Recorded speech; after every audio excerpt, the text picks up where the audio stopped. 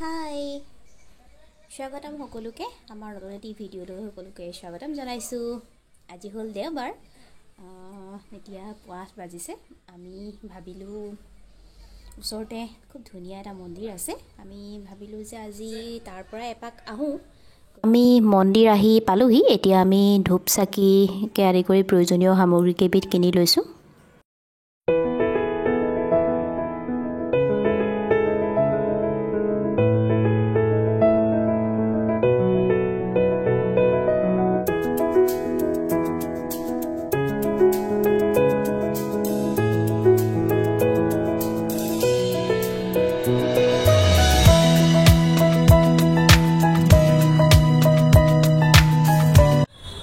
আমি মন্দিৰৰ প্ৰাংগণত সোমালোঁ, এতিয়া লাহে লাহে গৈ আছোঁ। মন্দিৰৰ আগভাগত এটা সুন্দৰ পুখুৰী আছে আৰু তাতে পৰিৱেশো বৰ মনোমোহা।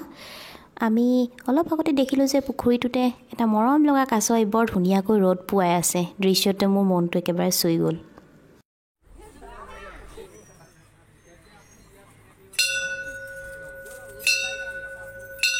আমি চাকি কেইগছ জ্বলাই লৈছোঁ। এয়া মন্দিৰৰ মূল বিগ্ৰহ, ইয়াতে ভক্তসকলে পূজা অৰ্চনা কৰি আছে। গণেশ মন্দিৰৰ প্ৰাংগণ খুব ধুনীয়া লাগিছে দেখিবলৈ আৰু ভাল লগা। চৌপাশটো মন্দিৰৰ ওপৰৰ পৰা মই অকণমান চৌহদটো দেখুৱাবলৈ আপোনালোকক চেষ্টা কৰিছোঁ। গণেশ মন্দিৰৰ চৌহদটো যিহেতু যথেষ্ট পৰিসৰটো ইয়াৰ ডাঙৰ, গতিকে ওপৰৰ পৰা মই যিকণ পাৰোঁ সেইকণ দেখুৱাবলৈ চেষ্টা কৰিছোঁ।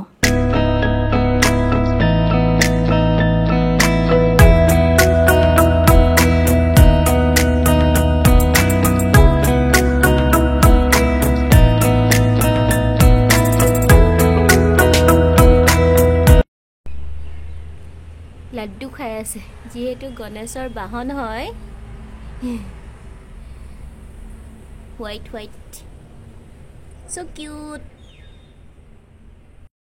আৰু এইখিনি ৰেবিট দেখিলোঁ আমি, সিহঁতি ইমান ধুনীয়াকৈ টোপনি গৈ আছে। লুডুৰ পুডুৰ অকণি অকণি মৰম লগা টোপনিত ক'ব নোৱাৰা হৈ আছে। কিউট কিউট ৰেবিট, ইয়া টোপনি গৈ আছে। চোৱা, পোৱালিও আছে বহুত, অকণি অকণি, ডাঙৰো আছে, পোৱালিও আছে, নুদুকা গণেশৰ বাহন। ইয়া ওপৰতো আছে এইজনা, টোপনি গৈ আছে।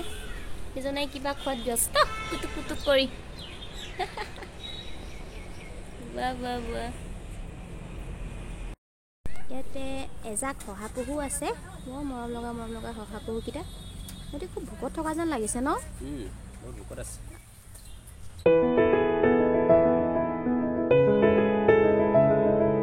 ফাইনেলি মন্দিৰৰ পৰা আমি আহি ঘৰ পালোহি। এতিয়া 11 বাজি গ'ল। ব্ৰেকফাষ্ট আজি আমাৰ কৰাই নহ'ল। বাহিৰতে চাহ একাপ খালে। অফিচ টাইমত আনকালে 9 বজাতে ভাত খায়, আজি দেৰি হৈ গৈছে। লৰালৰিকৈ মই এতিয়া কিবা এটা বনাই লওঁ আৰু চাওঁ তেখেতৰ কলিগ দুজনমান আহিব পাৰে, মানে গেষ্ট আহিব পাৰে আজি আমাৰ ঘৰলৈ। তো গেষ্টে হয়তো ভাত খোৱা গেষ্ট হয়তো নহয় জানো? তেওঁলোক ভাত খোৱা গেষ্ট নেকি? আচ্ছা, তেওঁলোককো অকণমান আপ্যায়ন কৰিব লাগিব, যিহেতু আমাৰ ঘৰলৈ ফাৰ্ষ্ট টাইম তেওঁলোক আহি আছে। তো আজি তেন্তে ব্লগটোত আমি ব'লকচোন চাওঁ। আজি মই নিৰামিষ থালিখন প্ৰথমটো ৰেচিপি ৰান্ধিম, বুট দালিৰে পনীৰৰ এটা কাৰী। প্ৰথমতে মই এই বুট দালিটো মই মন্দিৰলৈ যোৱা আগতেই তিয়াই গৈছিলোঁ। তো এতিয়া মই কুকাৰত এইটো দালিটো ভালকৈ বইল কৰি ল'ম। এতিয়া যিহেতু সময় বহুত বেছিয়ে হৈ গৈছে, আমাৰ ভাত খোৱাৰ টাইমটো অলৰেডি পাৰ হৈ গৈছে, গতিকে মই ভাবিলোঁ এওঁক ঝটপট কিবা এটা নাস্তা পটকৈ বনাই দিওঁ বুলি ভাবি অকণমান ঘি দি পেলাই, ঘিতে মই কিচমিচকেইটা ফ্ৰাই কৰি লৈছোঁ। এতিয়া মই পালছখিনি ভালদৰে ভাজি ল'ম। কি অসুবিধা, মই চেনি দিলোঁ আৰু এইখিনি বৰ বেছি ভাজিব নালাগে, গতিকে ইয়াতে পানী এড কৰি দিয়াচোন, পানীটো এড কৰি দিয়া জোখমতে। দি দিয়া অলপ দিয়া হৈ যাব দিয়া খুব ভালকৈ চিপকি এইটো মোৰ হৈ গৈছে আমাৰ ঝটপট নাস্তা ৰেডি এতিয়া আমি পটাপট খাই লওঁ ইয়া এখেতৰ এয়া টেষ্টি আমাৰ দেখাই দিছোঁ ওচৰৰ পৰা হৈ গ'ল তেতিয়া আমি খাই লওঁ বনাবলৈ মোক লাগিব মেইন ইনগ্ৰিডিয়েণ্টছ পনীৰ আছে চানা দালটো মই অলৰেডি বইল কৰি ল'লোঁ আৰু মোক লাগিব এটা পিঁয়াজ নহৰু ইয়া আদা গুটি গুচাই মই সুন্দৰকৈ ধুই কাটি মেলি থৈছোঁ এটা বিলাহী কেঁচা জলকীয়া অলপমান ধনিয়া আৰু মোক অকণমান লাগিব বাটাৰ আৰু মেইন ইনগ্ৰিডিয়েণ্টছ হ'ব আজিৰ মোৰ এইটো হৈছে ড্ৰাই কোকোনাট মানে আমাৰ ভাষাত এইটো ক'ব ডাব নাৰিকল এতিয়া মই প্ৰথমতে ড্ৰাই ইনগ্ৰিডিয়েণ্টছখিনি মই প্ৰিপাৰেশ্যন কৰি লওঁ কেৰাহীটো গৰম হৈছে মই তেজপাত আৰু 3টামান শুকান জলকীয়া দিলোঁ তাৰ পাছতে মই দিলোঁ মেইন ইনগ্ৰিডিয়েণ্টছখিনি অকণমান ৰোষ্ট কৰি ল'ম মছলাখিনি মোৰ ৰোষ্ট কৰা হৈ গ'ল এতিয়া মই এইখিনি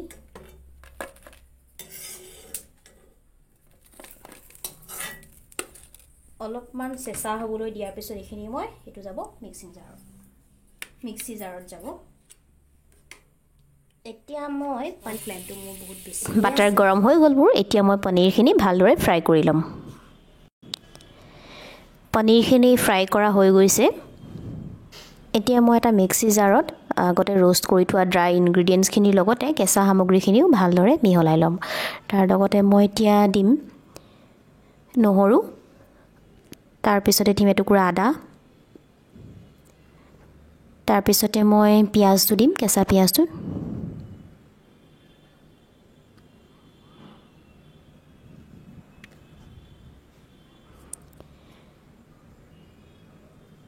গুটি গুচাই লোৱা বিলাহী কেইটুকুৰা দিছোঁ কেঁচা জলকীয়া দিছোঁ আৰু কেঁচা ধনিয়া অলপমান দি একেলগে মই এটা ফাইন পেষ্ট কৰি ল'ম মিক্সিত মোৰ পেষ্টটো ৰেডি হৈ গ'ল কেৰাহীত তেল দিয়াৰ পিছত ভালদৰে তেল গৰম হৈ যোৱাৰ পিছত মই 2টামান গোটা জিৰা দি দিলোঁ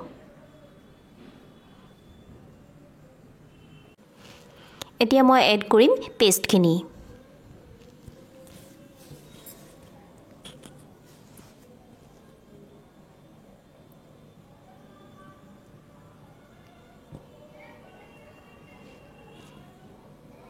পেষ্টখিনি দিয়াৰ পিছত ভালদৰে লৰোৱাৰ পিছত মই তাতে অকণমান হালধি গুড়া এড কৰি দিলোঁ তাৰপিছত মই ভালদৰে এইখিনি ভাজি ল'ম অকণমান ওপৰত তেল বিৰিঙি অহালৈকে ভাজি ল'ব লাগিব পেষ্টখিনি যাতে ইয়াৰ আদা নহৰু কেঁচা গোন্ধটো আঁতৰি যায় গেছৰ ফ্লেমটো মিডিয়ামত ৰাখিব মই এই গোটেই ৰেচিপিটোত বৰ বিশেষ মছলা ব্যৱহাৰ কৰা নাই ড্ৰাই ইনগ্ৰিডিয়েণ্টছখিনিৰ বাহিৰে যদি আপোনালোকে বিচাৰে তেন্তে ধনিয়া গুড়ি বা আপোনালোকৰ প্ৰয়োজন অনুসৰি আপোনালোকে মছলা ব্যৱহাৰ কৰিব পাৰে মই মাত্ৰ ইয়াতে ব্যৱহাৰ কৰিম অকণমান ধনিয়া গুড়ি আৰু মেইন ইনগ্ৰিডিয়েণ্টছ যিহেতু পনীৰ গতিকে অকণমান পনীৰ মছলা ব্যৱহাৰ কৰিম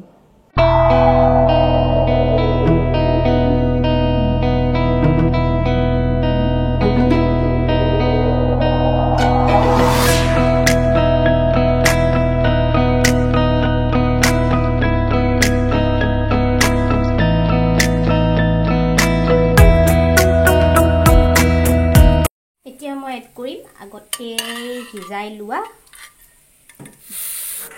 তৰকাৰীখিনি এনেদৰে সুন্দৰকৈ হৈ গৈছে এতিয়া মই ইয়াতে এড কৰিম ভাজি লোৱা পনীৰ কেইটুকুৰা পনীৰ বৰ বেছি ব্যৱহাৰ কৰা নাই কাৰণ মই পনীৰ খাই খুব বেয়া পাওঁ যেহেতু এওঁ পনীৰ প্ৰিয় গতিকে অকল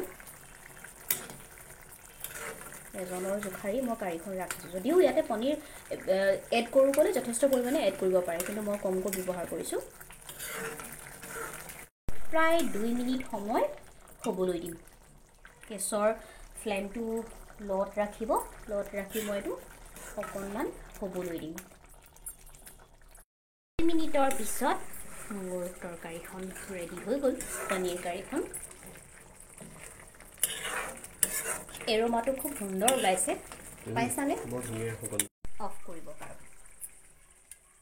এতিয়া মোৰ পনীৰ কাৰী হৈ গ'ল আৰু এতিয়া মই প্ৰস্তুত কৰিম এখন চাটনি। চাটনিৰ বাবে মই লৈছোঁ বন্ধাকবি অকণমান, নৰসিংহ, এয়া কেঁচা ধনিয়া পাত, আদা নহৰু অকণমান আৰু কেঁচা জলকীয়া। এতিয়া মই ইয়াতে দি দিলোঁ বন্ধাকবিখিনি। বন্ধাকবিখিনি প্ৰায় 1 মিনিটৰ বাবে মই অলপমান ফ্ৰাই কৰি ল'ম। প্ৰায় 1 মিনিটৰ পাছত মোৰ বন্ধাকবিখিনি ভজা হৈ গ'ল আৰু মই এখন কাঁহীত লৈ লৈছোঁ। তাৰপিছতে ঠাণ্ডা হোৱাৰ পিছত এইটো মই মিক্সিত ভালদৰে এখন মিক্স ভাজিৰ বাবে মই সকলো বৰ্তমান উপলব্ধ সকলো বিধৰ এবিধ লৈছোঁ। এয়া লৈছোঁ মূলা, এয়া অকণমান গাজৰ, এয়া আলু, এয়া ফ্ৰেঞ্চ বিন, এয়া কেপচিকাম, পিঁয়াজ আৰু জলকীয়া। ইয়াতে মই বিশেষ একো নিদিওঁ। কেৰাহী মোৰ গৰম হৈ গ'ল আৰু এতিয়া মই ইয়াতে দিছোঁ অকণমান তেল।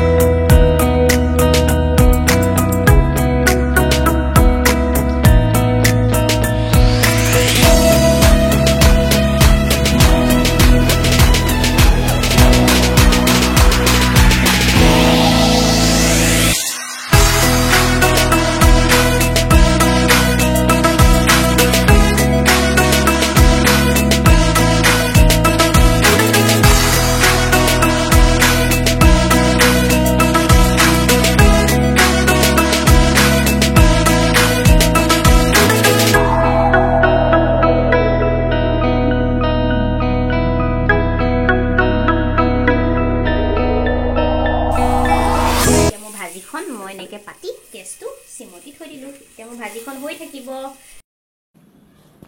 ভাজিকণ হয় মানে এতিয়া মই খৰধৰকৈ প্ৰস্তুত কৰি লওঁ বন্ধাকবিৰ চাটনিকণ। বন্ধাকবিৰ চাটনিকণ প্ৰস্তুত কৰিবলৈ আমাক বৰ বেছি সামগ্ৰী নালাগে। আদা নহৰু, অকণমান ধনিয়া পাত আৰু যদি বিচাৰে আপোনালোকে অকণমান নৰসিংহ পাতো মই এড কৰিছোঁ। প্ৰায় এঘণ্টাৰ ভিতৰত মই প্ৰস্তুত কৰি উলিয়ালোঁ এখন সোৱাদ লগা নিৰামিষ থালি। আজিৰ মোৰ থালিখনত আছিলে 3টা ৰেচিপি, এখন নিৰামিষ ভাজি, বুট দালিৰে পনীৰ আৰু এখন চাটনি। খাই কেনেকুৱা লাগিছে কোৱা? খাই খুবেই ভাল লাগিছে, বিৰাট ভাল লাগিছে। এইটো একচুৱেলি আপোনালোকে ট্ৰাই কৰি চাব পাৰে ৰেচিপিটো। খুব সহজ আৰু স্বাস্থ্য সম্পৰ্কীয় হয়, একদম চিম্পল। মানে ঘৰত যিবোৰ ইনগ্ৰিডিয়েণ্টছ আছে আমি সেইবিলাকে খুব সহজতে বনাব পাৰোঁ। আৰু ব্লগটো তেন্তে দীঘলীয়া নকৰোঁ, কাৰণ বজাৰ কৰোঁতে কিমান দেৰি হয় আমাৰ ঠিক নাই, বহুত বজাৰ কৰিব লগা আছে। পুনৰ লগ পাম আন এটি নতুন ভিডিঅ'ত আপোনালোক সকলোকে। তেতিয়ালৈকে আমাৰ চেনেলটো ভিডিঅ'বিলাক চাই থাকিব, লাইক কৰিব, কমেণ্ট কৰিব আৰু ছাবস্ক্ৰাইব কৰিবলৈ নাপাহৰিব।